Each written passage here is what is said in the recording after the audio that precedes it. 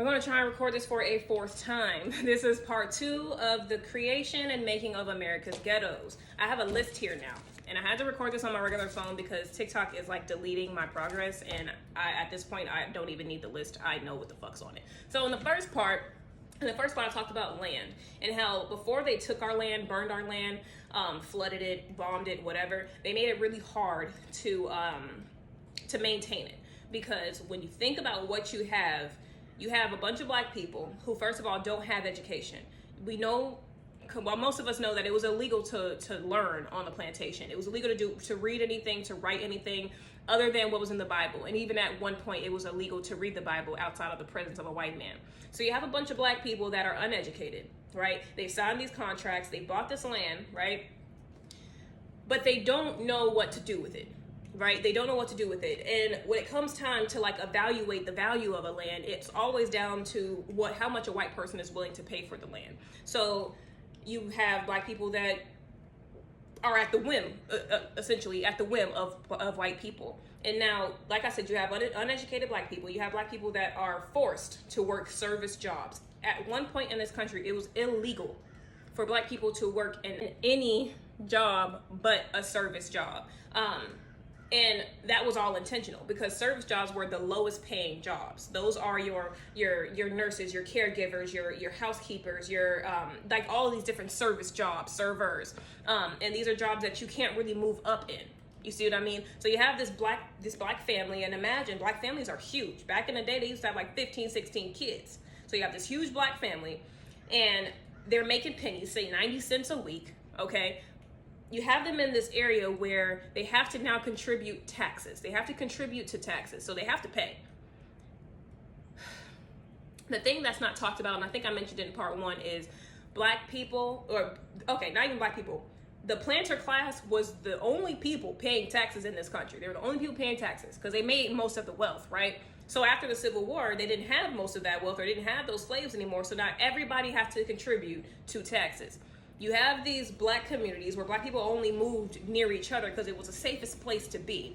So now you have these areas where it's predominantly black that they have to contribute to taxes, but they're not making a lot of money. And you want to know why?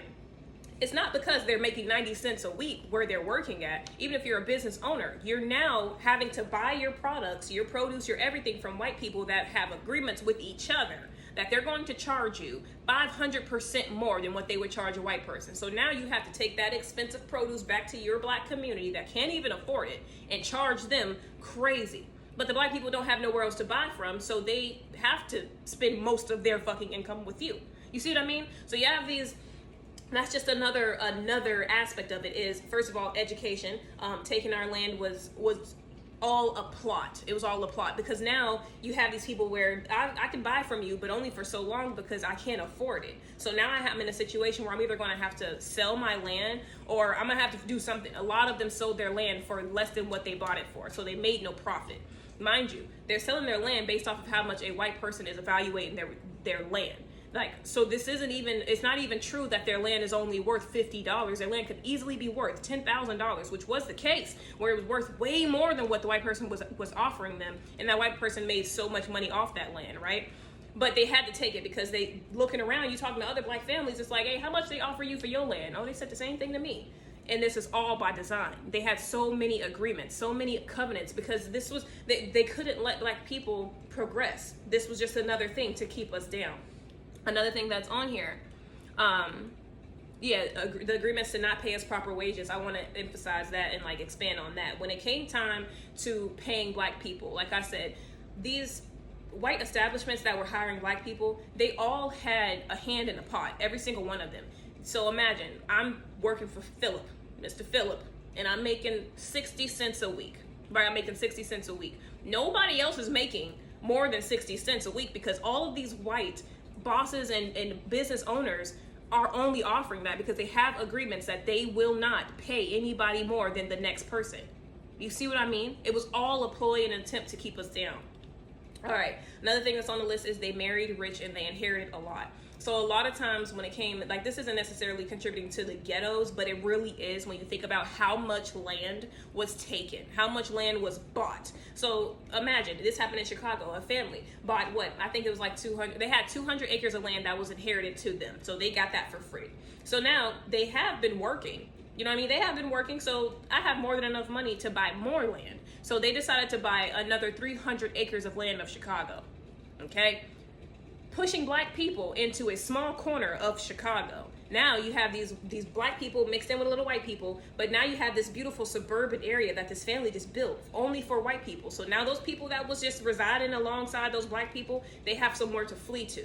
Suburbia, right? So now you're leaving the black people to go into suburbia, and you're leaving black people to fend for themselves and pay taxes by themselves. So because white people held most of the wealth. They held most of the fucking wealth. So imagine they flee, go somewhere else. They're taking their taxes. They're taking all that with them. So now you have black people that is only making pennies. They're the only taxpayers in this area. They're the only taxpayers in this area. And this goes into redlining. Redlining is basically what I said. Realtors, real estate companies, whatever, they had covenants and agreements with local governments to make sure that it was legal and okay. It wasn't against code to put black people in specific areas and force and kind of like bleed them dry, force them to mess up their own area in a way that it created the certain hood look. Every hood looks the same in this country. It looks very similar, because of the way that they did it. So like I said, you got the white flight. You got the white people that fled over to the other side of town, and they left these black people alone. Now the black people have to fend for themselves because their tax dollars aren't paying enough for what they need. So now they have to build it themselves. But they don't have proper resources because they don't have access to that.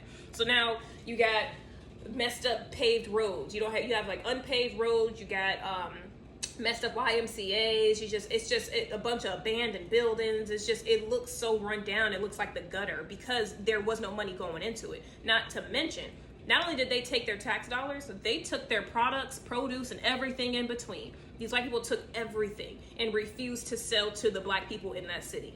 They put them there, but refused to sell to them.